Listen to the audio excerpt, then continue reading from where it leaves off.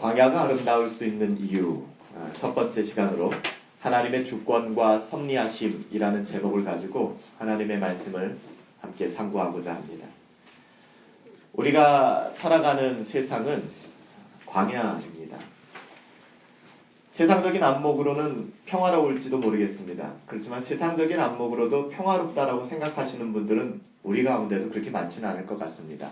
우리가 살아갔던 지난 한 주간의 삶을 돌아볼 때도 광야 같았고, 앞으로 살아갈 삶도 광야 같고, 그렇죠. 그리고 2016년도 우리를 기다리고 있는 삶도 광야 같습니다.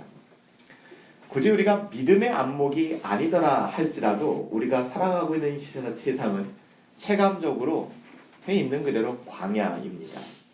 오늘날 살아가는 대다수의 사람들이 광야 한가운데 서 있더라고 신자이든 비신자이든 상관없이 그렇게 고백하는 것을 우리가 볼 수 있습니다. 정치적으로는 어떻습니까? 이 나라의 정치적으로 보면 국민들의 살림살이가 뒷전이 되어 있죠. 소수 몇 명의 정치인들에 의해서 나라가 움직여가는 것 같고, 국민들과는 상관없는 당권과 이기주의와 패권주의가 오늘날의 정치를 장악하고 있는 것 같습니다. 사회적으로는 어떻습니까? 우리가 어렵지 않게 자녀들과 함께 뉴스를 보기 불편해지는 시대에 살아가고 있습니다.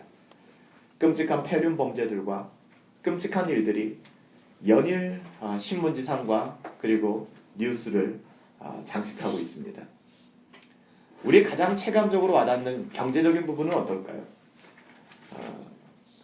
요 며칠부터 우리나라가 좀 들떠 있습니다. 국제신용평가기관인 무디스가 우리나라 신용 등급을 우리나라 대한민국 정부 수립 이후 가장 좋은 역대 최고치인 AA2를 매겼다고 해서 굉장히 들떠 있지만, 이 사회 경제의 또 다른 면을 바라보면은 청년 실업이 20대까지, 청년 실직이 20대까지 파고들었다고 합니다. 다시 말하면 기업에 들어갔는데 20살 때에 희망퇴직을 요구당하는 것입니다. 몇몇 경제학자들은 그렇게 이야기합니다. IMF 때도 없었던 위기가 한국 가운데 있다. 근데 우리는 무디스라는 기관이 우리나라의 신용등급을 높였다는 것만으로 마냥 행복해할 수 없는, 그렇지 않습니까? 광야 가운데 있습니다. 문화는 어떻습니까? 바벨론과 여리고의 문화가 가득한 그 세상 속에 우리는 살아가고 있습니다. 사방 팔방 말 그대로 막힌 것은 광야밖에 없는 것 같아요.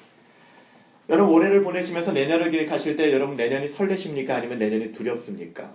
대학을 졸업하신 분들은 내가 어떻게 살아갈 것인가에 대한 고민이 있고, 그렇지 않고 일상 속에서 살아가시는 분들도 신앙적으로든 세상적으로든 막막한 우리는 광야 가운데 살아가고 있습니다. 여러분, 이런 광야의 삶이 하나님의 자녀가 되었다고 면죄부를 받을 수만 있다면 그 얼마나 좋겠습니까마는 그렇지 않다는데 우리의 문제가 있는 것입니다. 내가 예수님을 믿고 하나님의 자녀가 되었음에도 불구하고 이런 광야는 전혀 바뀐 것이 없이 우리의 일상 속에 자리 잡고 있다는 것입니다. 하나님께서는 이 땅에 한 사람을 택하시고 한 민족을 택하셨습니다. 그것이 이스라엘이고 아브라함이었습니다. 하나님의 자녀라고 하였습니다. 하나님의 자녀였던 이스라엘 백성 역시 광야에 대해서 면죄부를 발급받지 못했다는 것입니다. 하나님이 선택하신 하나님의 자녀라면 하나님이 책임져 주시고 그들의 삶을 우리가 생각하기에 형통한 삶으로 열어가셔야 마땅하다고 생각하는데, 이스라엘은 오늘 우리 본문 말씀에 보면 지금 광야에 서 있다는 것입니다. 이스라엘 백성들은 특별히 하나님으로부터 부르심을 받은 이후에 그들은 이런 생각을 했을지도 모르겠습니다. 그들이 예상했던 부요함. 내가 하나님을 믿기 때문에 이제 나는 부요하게 될 것이야. 내가 하나님을 믿기 때문에 나는 이제 안락한 삶을 보장받을 수 있을 것이야. 그런데 그들이 예상했던 부요함과 안락함과는 거리가 먼 일상이 이스라엘 백성들 앞에 놓여져 있었다는 것입니다. 여러분, 이것이 신앙입니다. 우리가 신앙생활을 할 때 시험에 들고 신앙생활을 할 때 어려움에 빠지는 이유가 무엇인가? 예수를 믿고 기대했던 우리 나름대로의, 우리는 그렇게 표현해요. 소박한 기대감. 우리는 그렇게 표현할 거예요. 소박한 기대감. 하나님, 많은 거 원하지도 않아요. 저의 기대는 굉장히 소박해요. 그렇지만 이 소박한 기대감을 하나님 만족시켜줘야 됩니다. 근데 예수님을 믿었는데 그 소박한 기대감마저 산산이 깨어져 버리는 경험을 하면서 우리는 하루하루를 살아가죠. 그래서 때로는 광야 한가운데에서 슬퍼지기도 하고 힘들기도 하고, 넘지 못할 산이라고 생각하기도 하고 넘지 못할 파도라고 생각하기도 하는 것입니다. 이스라엘이 애굽에서 생활했습니다. 출애굽하기 전에. 출애굽이란 말 자체가 애굽에서 나오는 거니까 이스라엘 백성이 여러분들 잘 아시는 것처럼 가나안 땅에 머물고 있다가 그 땅에 기근이 들었잖아요. 그래서 하나님께서 살려주셔서 요셉을 먼저 보내시고 이스라엘을, 야곱의 자손들을 애굽으로 보내셨잖아요. 여러분 이때 이스라엘의 신분은 무엇이었습니까? 요셉의 후광을 입었던 귀족적인 삶이었어요. 이때만 해도 이스라엘은 이런 생각을 했을 것입니다. 아, 하나님 믿기를 잘했구나. 하나님 믿으니까 이런 안락함과 편안함과 이 애굽이라는 대제국에서 이러한 대접을 받는구나 라고 생각했을 것입니다. 하지만 이 삶이 그렇게 오래가지 않아요. 요셉은 죽었습니다. 그리고 요셉을 알지 못하는 애굽의 왕조가 들어서자마자 잘 아시는 것처럼 애굽의 왕조는 단일 왕족이 아니거든요. 계속된 침략과 쿠데타와 그 정권이 계속 바뀝니다.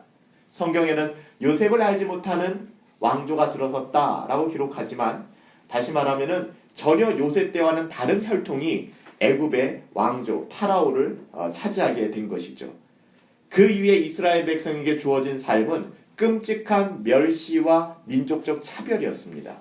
심지어는 아이를 낳으면 그 아이를 죽여야 되는, 내 아이를 내가 키울 수 없을 만큼 아주 비참한 로얄 패밀리에서 어떻게 보면 노예로 전락하는 것이 이스라엘의 삶이었습니다. 그래 하나님은 어떻게 하셨죠? 이스라엘 백성에게 은혜를 주셔서 모세를 택하시고 10가지 재앙을 통해서 이스라엘 백성을 끌어내셨습니다. 노예로까지 전락해버렸던 이스라엘 백성이 애굽의 삶에서 하나님의 은혜로 벗어날 수가 있었죠. 그리고 여러분들 그 모든 출애굽 과정에 있어서 하이라이트는 뭔지 아십니까? 마지막 10번째 재앙이었잖아요. 모든 장자와 모든 초태생을 하나님이 다 죽이시고, 물론 조건은 있었죠. 하나님을 의지하는 사람들은 살려두었어요. 그리고 뿐만 아니라 홍해를 가르시는 그 사건을 이스라엘 백성은 경험했습니다. 장자와 모든 초태생의 죽음 앞에 드디어 파라오는 무릎을 꿇었습니다. 그리고 60만 3,550명 이 장년만, 그러니까는 우리가 한번 생각해보면 한 200만 명이나 되는 사람들을 이제는 풀어주게 됩니다. 근데 그 마음이 그렇게 오래가지 않았어요.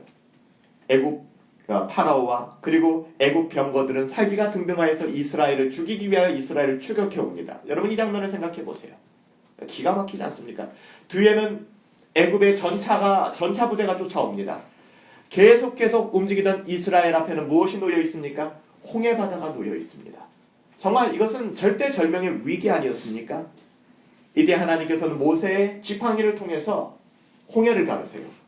그리고 이스라엘 백성은 바다를 마른 땅과 같이 건넙니다. 여러분 얼마나 그 놀라운 광경이었을까요? 거대한 물벽이 서 있는 그 바다 한가운데로 이스라엘 백성이 지났습니다. 그리고 또다시 하이라이트가 펼쳐지죠. 그 갈라진 틈을 타서 애굽 군대가 들어오는데 그 물이 수장되기 시작해서 모든 애굽의 마병들과 애굽 사람들은 그 물에 수장되어 버리고 맙니다. 그때 모세의 누이였던 미리암이 이렇게 고백하죠. 주는 높고 영화로우신 주, 말과 적군을 죽이셨습니다. 할렐루야, 하나님 정말 멋지십니다 라고 고백합니다. 여러분 이때까지만 해도 이스라엘은 그들이 그토록 기대하던 안정과 번영의 삶이 이제 하나님께서 우리에게 보장하신 축복의 땅 가나안이라는 이 땅에서 오늘이라도 당장 내게 펼쳐질 것 같이 기대감에 들떴을 것입니다. 이제 다 끝났구나. 애굽에서의 400년이 넘는 그 종살이와 뿐만 아니라 이 모든 고통이 이제 다 끝났구나. 이제는 내게는 기쁨과 평안함밖에 없겠구나. 그런 이스라엘 백성 앞에 놓여있는 것은 광야였습니다. 그런 이스라엘 백성 앞에 놓여있는 건 광야였어요. 가나안으로 향하는 그 길, 가나안으로 향하는 그들의 반드시 통과해야 될 길은 레드카펫이 아니었다는 거예요. 하나님께서 홍해를 가르신 이후에 가나안까지 레드카펫을 까셔서 이스라엘 백성을 모든 이방 백성들이 보는 앞에서 높여주셨더라면 우리가 좀 더 하나님을 이해하기 쉬웠을지도 모릅니다. 근데 하나님은 그들 앞에 광야를 허락하셨어요. 여러분 제가 장황하게 왜 출애굽기에 대한 이야기들을 말씀드렸냐면 이스라엘 백성이 돼서 생각해 보십시오. 이 모든 과정을 겪고 홍해까지 건넜는데 여전히 내 앞에 광야가 놓여져 있다는 것은 말 그대로 낙심거리가 되었을 것입니다. 그래서 여러분들 중간에 이스라엘 백성이 이런 얘기까지 합니다. 차라리 애굽으로 돌아가고 싶다라는 말을 해요. 그게 진짜 진심이었는지 아니면은 진짜 너무 힘들어서 그냥 본의 아니게 한 말인지는 모르겠지만 이것을 통하여 알 수 있는 건 뭡니까? 그만큼 힘들었다는 거예요. 우리가 찬양했던 것처럼 넘지 못할 산이 있거든, 넘지 못할 파도 있거든, 넘지 못할 분노 있거든이 이스라엘 사람들의 마음이었다는 거예요. 여러분 성경을 좀 찾아보실까요?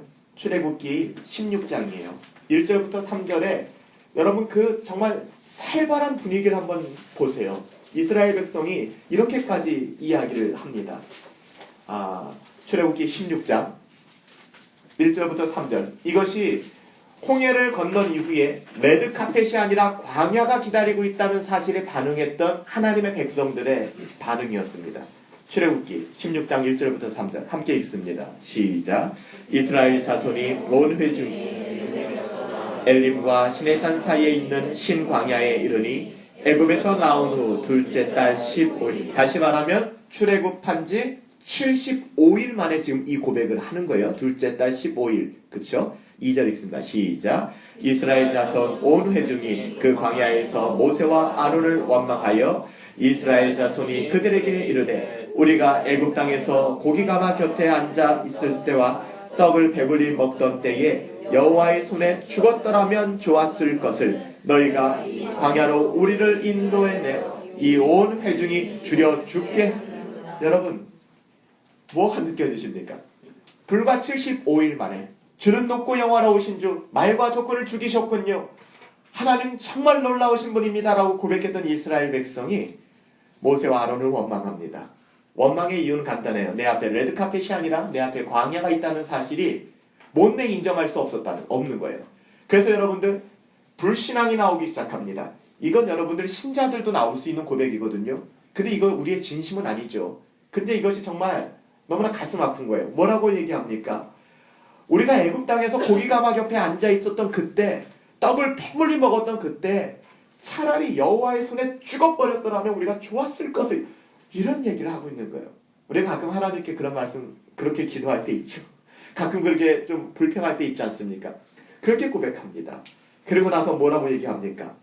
너희가 이 광야로 우리를 인도하여 이 온 회중을 굶어 죽게 만드는구나. 이 완전히 책임 전가죠. 여러분 이것이 죄성이에요. 죄성. 전 여러분들에게 도전하는 것은 신앙생활을 하시면서 넘지 못할 산이 있죠. 그리고 넘지 못할 파도가 있죠. 물론 주님께 맡겨야 되죠. 그렇지만 그 산을 넘고 그 파도를 헤쳐나가야 되는 것은 여러분들입니다. 우리가 그 일들을 해야 돼요. 근데 자꾸만 우리는 책임을 전가하는 것이죠. 이 선악과를 당신이 나에게 준 이 여인이 따먹게 하였습니다라는 것이 아담의 고백이었어요.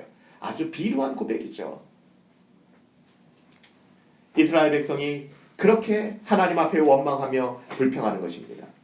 이스라엘 백성은 출애굽한 이후에 이런 광야를 통과해야만 했습니다. 사랑하는 여러분들, 거듭난 하나님의 자녀들 역시 동일하게 구원받은 이후에 하나님의 자녀다운 삶을 살아가야 될 숙제가 우리 가운데 있다는 거예요. 이것이 없이 레드카펫만 깔렸다고 우리는 생각하면 얼마나 좋을까요? 근데 그렇지 않다는 것이죠. 구원과 동시에 우리는 만사형통을 기대할 수 있을지 모르겠습니다.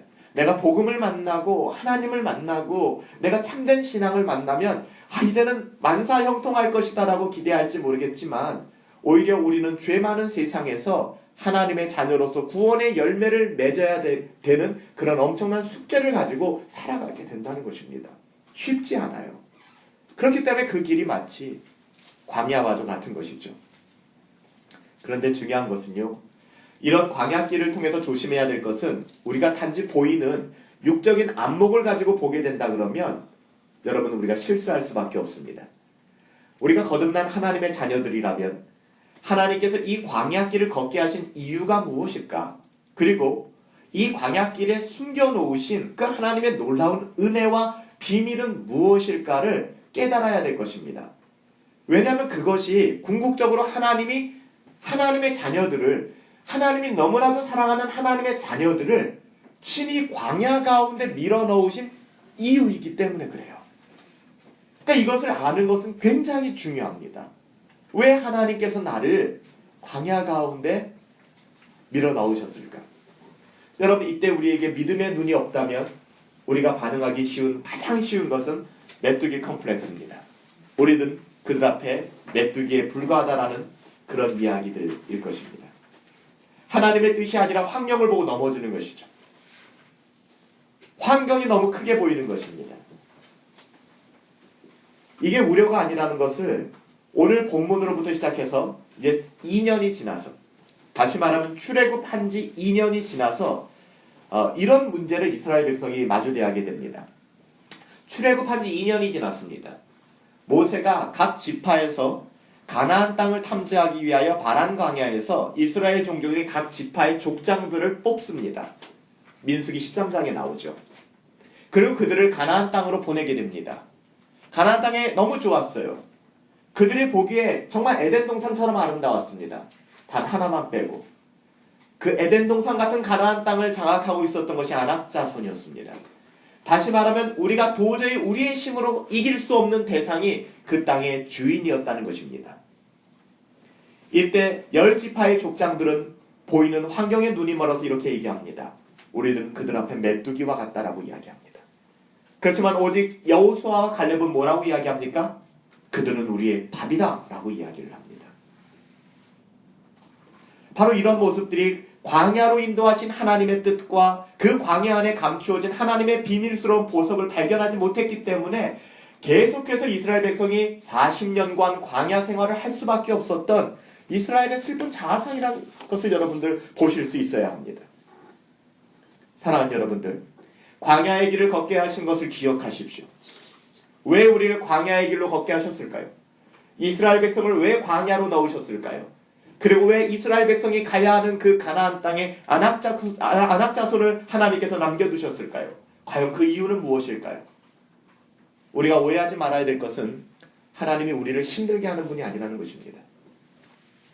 여러분, 그 부모가 아무리 악할지라도 자식에게 좋은 것 줄 줄 알거든 하물며 하늘에 계신 너희 아버지께서 구하는 자에게 좋은 것으로 주시지 않겠느냐라고 우리 주님 말씀하셨습니다. 그게 아버지의 마음이에요. 그런데 아버지께서 우리를 왜 광야 길을 걷게 하셨을까? 미련 받은 자녀들은 내가 왜 광야에 있느냐고 불평하다가 모든 시간을 보낼 것입니다. 그렇지만 지혜로운 자녀는 왜 부모가 나를 이 광야 길로 넣게 하셨을까를 생각할 것입니다. 우리가 잊지 말아야 될 가장 중요한 명제는 무엇이냐? 이스라엘 백성을 광야로 인도하신 하나님은 결코 이스라엘을 죽음으로 몰아가시는 무정한 하나님이 아니라는 사실입니다.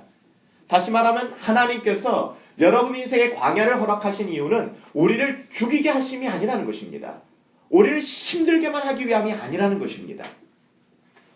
그렇기 때문에 사실 이스라엘 백성이 광야로 들어서자마자 하나님께서는 그들이 물이 없어 고민하며 그들이 쓴물 앞에서 절망할 때에 그들의 쓴물을 단물로 바꿔주시는 기적을 행하여 주셨습니다.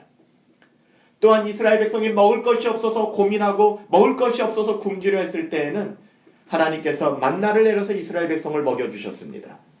그래서 200만 명이나 되는 이스라엘 사람들이 사막과 골짜기를 통과하는 광야 40년 동안에 성경에 뭐라고 얘기합니까? 풍족하게 먹을 수 있었다라고 기록합니다.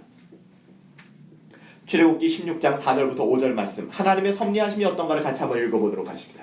출애굽기 16장 4절부터 5절입니다. 우리 같이 한번 읽습니다. 시작.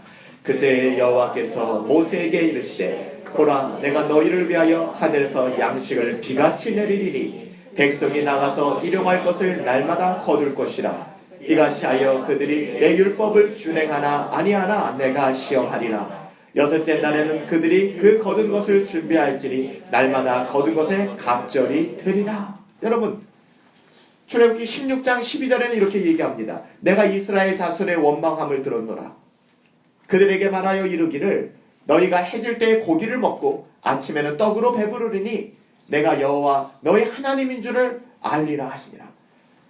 이스라엘 백성이 광야 40년 동안에 목축업을 하지도 않았습니다. 농사를 짓지도 않았습니다. 땅을 기경하지도 않았습니다. 그럼에도 불구하고 그들이 먹을 것이 부족하지 않았다라고 성경은 기록하고요.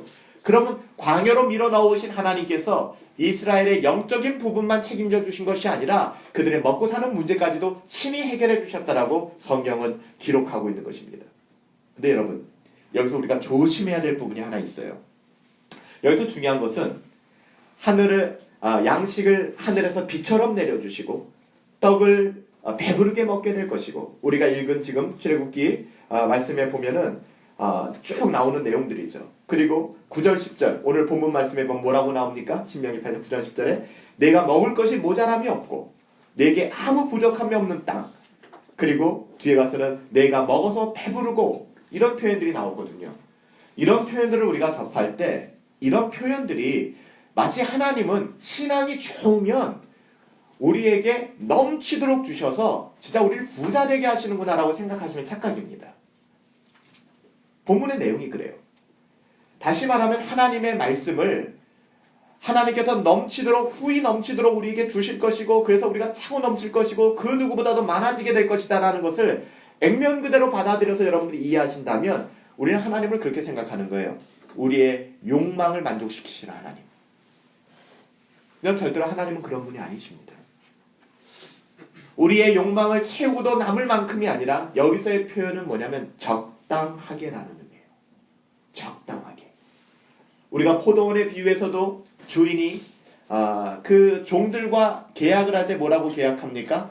아침 6시에 온 사람은 한 데나리온에 계약하지만 오후 5시에 온 사람에게도 내가 너와 적당한 보수에 계약하리라 얘기합니다. 아침 6시에 온 사람에게도 한 데나리온을 주었어요. 오후 5시에 온 사람도 한 데나리온을 주었어요.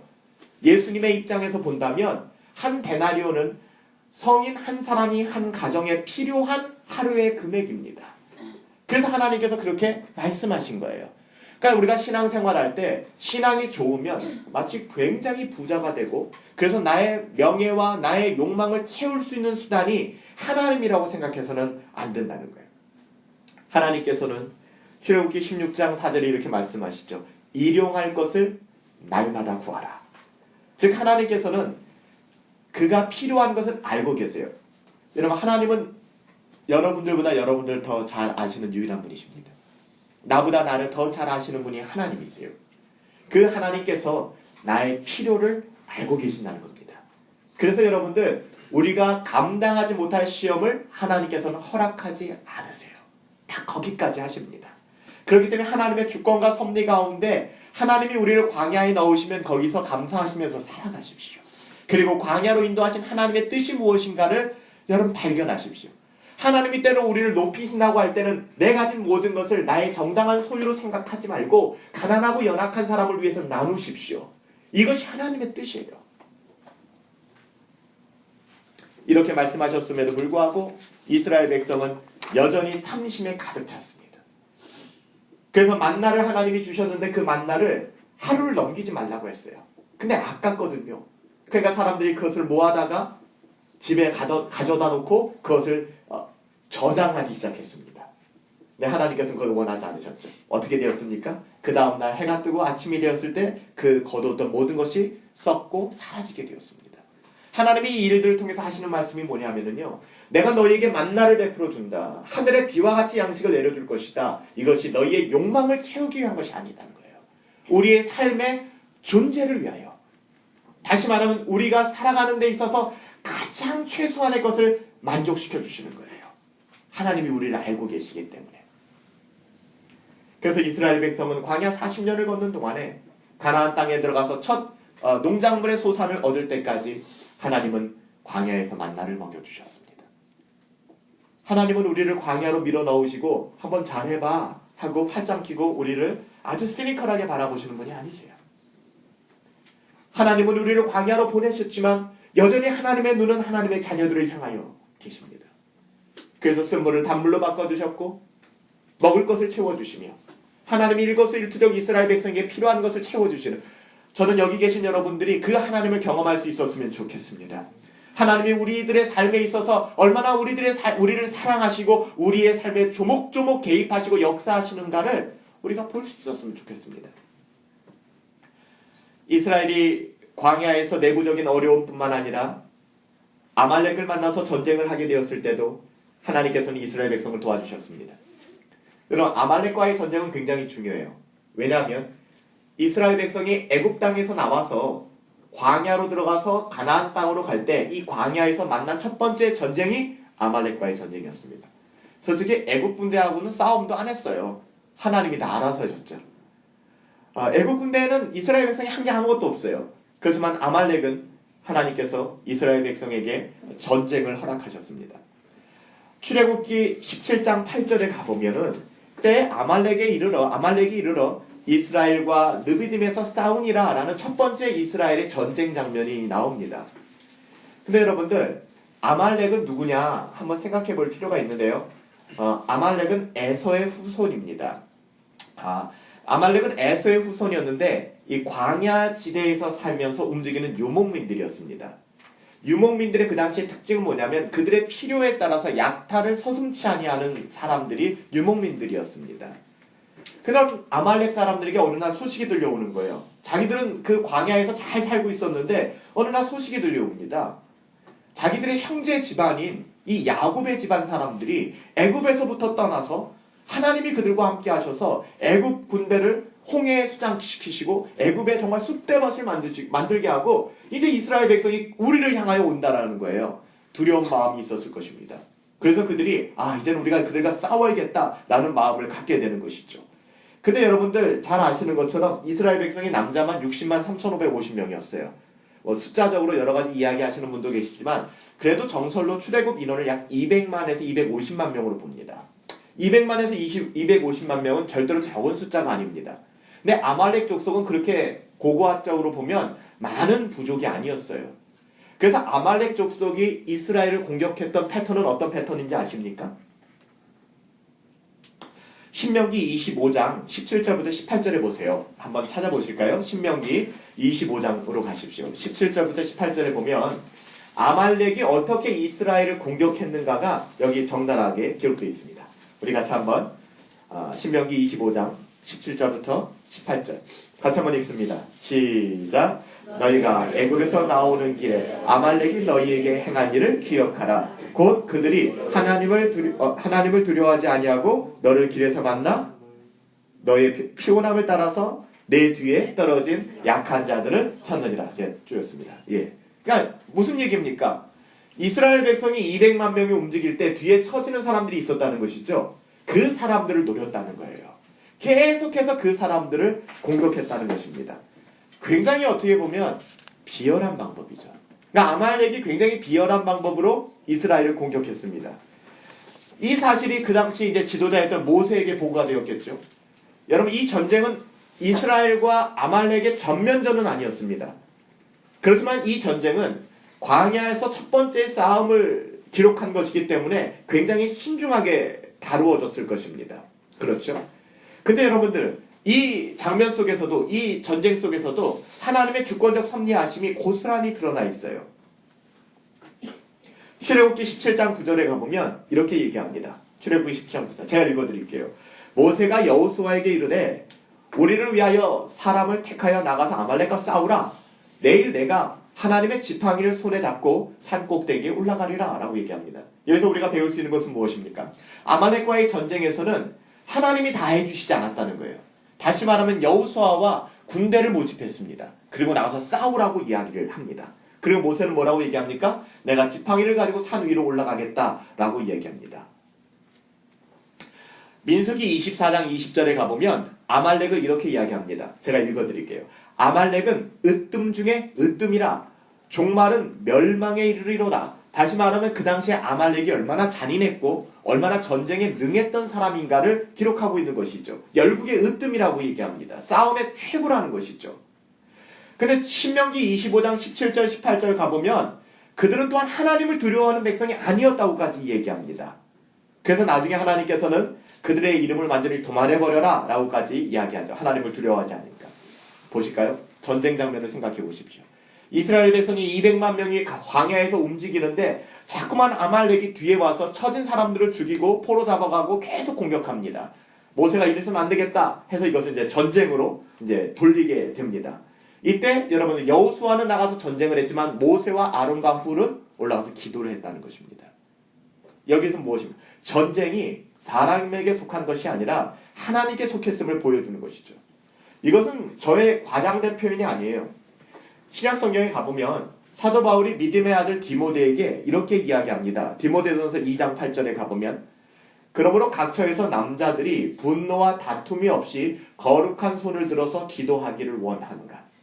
기도하는 방법을 이야기를 하고 있는데 뭐라고 얘기합니까? 각처에서 모든 남자들이 분노와 다툼을 멈추고 거룩한 손을 들어서 너희가 기도하기를 원하노라 라고 얘기합니다. 여러분, 손을 든다는 것은 무슨 의미가 있습니까? 제가 306 보충대에 갔을 때 그런 이야기를 하더라고요. 군대에서는 불러서는 안 되는 찬양이 있대요. 그 찬양 중에 하나가 뭐냐면은 전쟁은 주께 속한 것이니 하면서 손을 들고 찬양. 여러분, 군대에서 손을 든다는 것은 무엇을 의미합니까? 항복을 의미하는 거예요. 나는 할 수 없다는 것을 의미합니다. 그렇지만 하나님의 사람들은 마땅히 하나님께 할 수 있는 것이 손을 드는 것밖에 없는 것이죠. 손을 든다는 것은 여러분들 어떤 의미가 있습니까? 전쟁은 하나님께 속했다는 거예요. 나에게 속했다는 것이 아닙니다. 그래서 잘 아시는 것처럼 아말렉과의 전쟁에서 여호수아의 늠름함이 있었고 여호수아의 군대가 있었지만 그 이면에는 모세가 손을 들고 그들을 위하여 기도하였다는 것입니다. 근데 중요한 건 뭐예요? 그 어마어마한 순간에 모세의 손이 아팠다는 것입니다. 여러분, 신앙생활 열심히 하고 경건에 힘쓰는 것이 힘들어요. 여러분, 경건생활이 재미있고 경건생활이 지치지 않는다면 얼마나 좋을까요? 여러분, 지금 모세가 뭘 하고 있습니까? 산에 올라가서 손을 들고 기도하고 있습니다. 밑엔 전쟁이 일어나고 있어요. 모세의 손이 내려갑니다. 전쟁이 어떻게 됩니까? 칩니다. 모세에 대한 손이 다시 올라갑니다. 전쟁이 다시 이깁니다. 이것을 봤을 때 모세의 손이 올라가는 것이 얼마나 중요한 것인가를 우리가 알 수 있는 장면이 있잖아요. 이렇게 중요하고 이렇게 의미 있는 행동이지만 이 행동도 힘들다는 거예요. 그래서 여러분들, 모세의 손이 내려오기 시작합니다. 그래서 하나님께서 우리들에게 가르쳐 주신 교훈은 뭡니까? 아론과 훌이 들어갑니다. 잘 아시는 것처럼 모세의 두 팔을 받들고 서 있는 것 아니겠습니까? 하나님께서 왜 이스라엘 백성을 광야로 집어넣으셨고 광야를 통하여 왜 아말렉과의 전쟁을 붙여주셨을까요? 이것을 통해서 주시는 교훈은 과연 뭘까요? 첫 번째는 그럴 거예요. 하나님께서 우리를 광야로 밀어넣으시면서 하시는 것은 사람이 떡으로만 사는 것이 아니라 하나님의 입에서 나오는 모든 말씀인 것을 알게 하기 위함이다. 다시 말하면 너희들이 나를 의지하게 하기 위하여 내가 너를 광야로 밀어넣는 것이다 라는 것이거든요. 두 번째, 이 싸움을 통해서 우리가 얻을 수 있는 교훈은 무엇입니까? 이 공동체예요. 우리가 혼자 나가서는 살 수 없다는 것을 의미하는 것이죠. 스가랴 선지자는 이렇게 예언합니다. 스가랴 4장 6절. 이는 힘으로도 되지 아니하며 능으로도 되지 아니하고 오직 나의 신으로만 되느니라. 모세가 여호수아의 전쟁을 위하여 기도하러 산에 올라갔을 때에 많은 사람이 가지 않았습니다. 아론과 훌밖에는 없었습니다.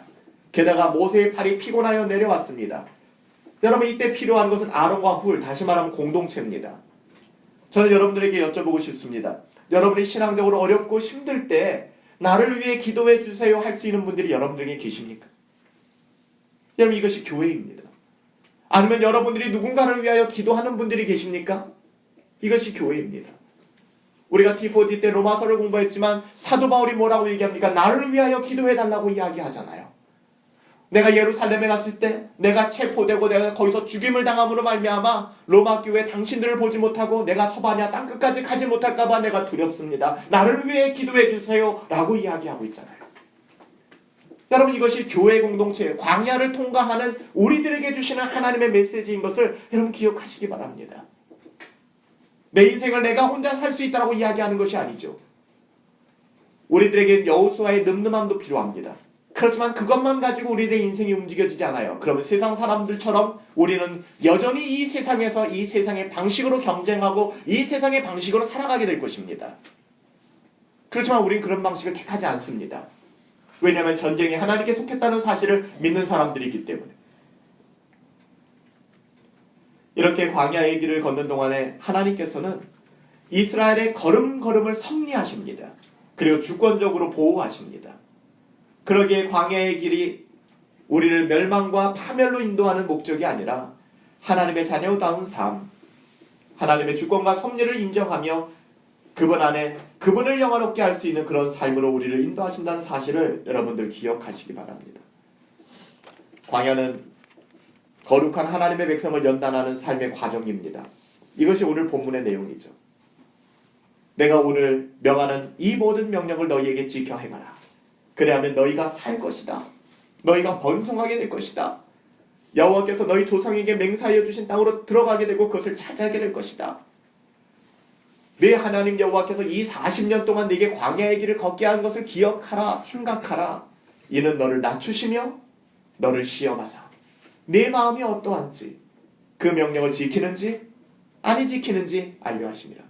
너를 낮추시며 너를 굶주리게 하시며 또 너도 알지 못하고 네 조상들도 알지 못했던 만나를 먹이신 것은 사람이 떡으로만 사는 것이 아니라 여호와의 입에서 나오는 모든 말씀으로 사는 줄을 내가 알게 하려 하심이라.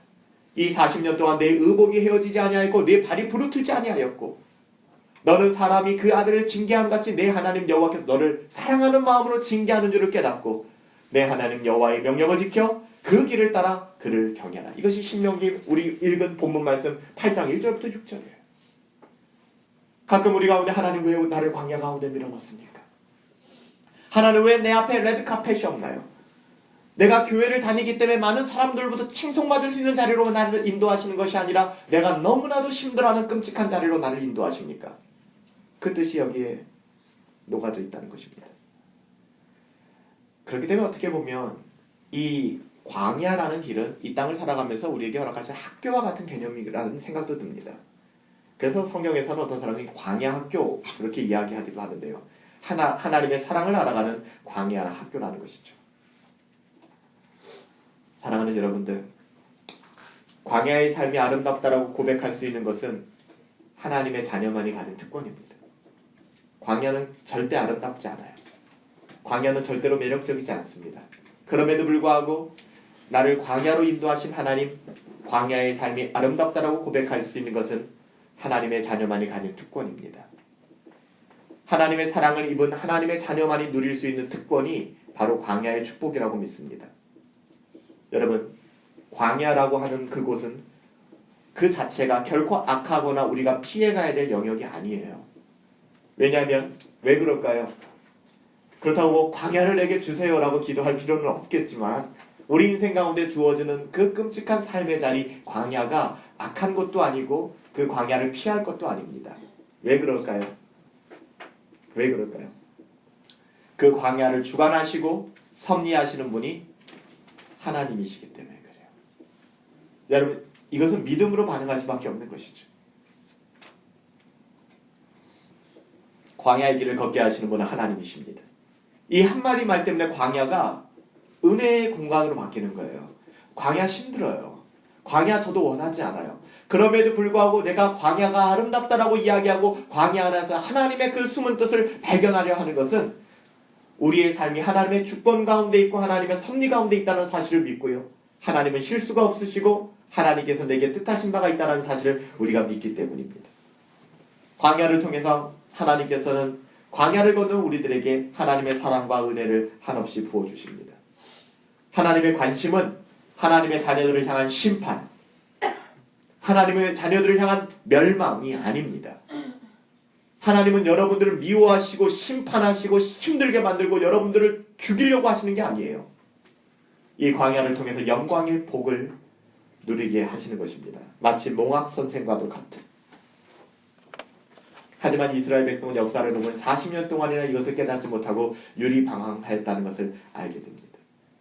결국 이 40년 동안 이스라엘 백성이 깨달은 건 뭐예요? 낮아져서 겸손하게 되었죠. 하나님께서는 이스라엘 백성에게 원하셨던 것이 그것입니다. 사랑하는 여러분들, 하나님께서는 오늘도 우리들에게 이 광야의 길을 허락하십니다. 그리고 이 광야의 길을 걷게 하십니다. 하지만 이 광야의 고난을 통해서 하나님께서 원하시는 것은 이스라엘의 회복이었지 이스라엘의 심판이 아니었다는 사실입니다. 죄와 사망에서 생명으로 옮기는 영광스러운 일이 이 광야를 통해서 벌어지는 것이죠. 궁극적으로 이스라엘에게 복을 주시기 위함이지 고난과 좌절이 그 목적이 아니라는 것입니다. 그래서 여러분들 신명기 8장 뒷부분에 보면 7절부터 16절에 이렇게 기록되어 있습니다. 제가 한번 읽어드릴게요. 우리가 본문 말씀 이어서 보면은요, 이렇게 되어 있습니다. 내가 먹어서 배부르고 아름다운 집을 짓고 거주하게 되며 내가 소와 양이 번성하여 내 은금이 증식되며 내 소유가 다 풍족하게 될 때 내 마음이 교만하여 내 하나님 여호와를 잊어버릴까 염려하라. 그러니까 다시 말하면 너의 인생이 잘 될 때 하나님이 우리에게 레드카펫을 깔아주지 않는 이유가 이거거든요. 그러니까 하나님은 우리를 너무 잘 알고 계세요. 우리가 어떻게 될 것인가. 그렇기 때문에 하나님께서는 그렇게 안 하신다는 거예요. 그리고 마지막 8장 16절에 이렇게 얘기하잖아요. 이는 다 너를 낮추시고 너를 시험하사 마침내 내게 복을 주려 하심. 이게 그러면 하나님의 뜻입니다. 우리 한번 따라 읽으실까요? 이는 다 너를 낮추시며 시작. 이는 다 너를 시험하사 너를 시험 마침내 내게 복을 주려 하심이니라. 마침내 내게 복을 주려 하심. 예, 하나님께서 우리를 광야길로 인도하시는 이유는 그것입니다. 이 광야 속에서 우리는 하나님의 주권과 섭리를 볼 수 있어야만 합니다. 고난과 훈련은 이 땅에서 우리의 신앙의 유익을 위해서 주어진 것입니다. 이후에는 우리를 위해서 예비하신 놀라운 축복의 자리로 하나님이 우리를 인도하실 거예요. 하나님의 자녀들은 이렇듯 이 땅에 우리의 소망을 두는 것이 아니라 영원한 하나님 나라의 소망을 두는 것이죠. 여러분, 하나님의 관심은 광야와 고난이 아닙니다. 하나님 우리와 아름다운 교제를 하시며 평생 그 천국의 기쁨을 누리길 원하세요. 근데 왜 이 땅에서 우리에게 그 기쁨을 주시기보다는 우리에게 광야의 길을 허락하실까요? 하나님의 관심은 광야와 고난이 아닙니다. 오히려 광야의 고난이 끝난 이후에 그것이 하나님의 관심이에요. 내가 너와 함께 살고 싶다, 영원토록. 그러기 위해 우리를 단련시키시고 훈련시키는 장이 바로 이 광야라는 것입니다. 언젠가 우리의 삶을 하나님 앞에서 설명하게 될 그 순간, 그때는 여러분 혼자 하나님 앞에 서게 될 것입니다. 언젠간 하나님 앞에서 나의 삶을 설명하게 될 바로 그 순간, 인생을 하나님과 더불어 신실하게 살아낸 사람들을 하나님께서 기쁨으로 맞아주실 것입니다. 그 영광스러운 날을 위하여 하나님께서 우리를 광야의 길로 인도하시는 것이죠. 사랑하는 여러분들, 우리가 하나님의 자녀가 되었음에도 불구하고 여전히 우리는 광야에서 살아가야 됩니다. 2016년도를 생각하고 2016년도를 기대하기보다는 또 한편의 광야의 드라마가 우리 삶 가운데 펼쳐질지도 모르겠습니다. 그럼에도 불구하고 그 광야길에는 하나님의 주권과 섭리하심이 있다는 사실을 기억하시면서 왜 하나님께서 나를 광야로 인도하시는가? 우리가 깊은 경건의 훈련을 통해서 깨닫고 하나님의 임재 가운데 나갈 수 있는 저와 여러분들이 되시기를 예수님의 이름으로 축복합니다.